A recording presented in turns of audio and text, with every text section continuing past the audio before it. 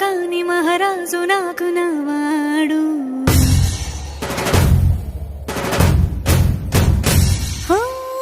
మాట పెడుసైనా మనసులో వెన్న రాయిలా ఉన్నవాడిలోన దేవుడెవరికి తెలుసును నాకన్నా.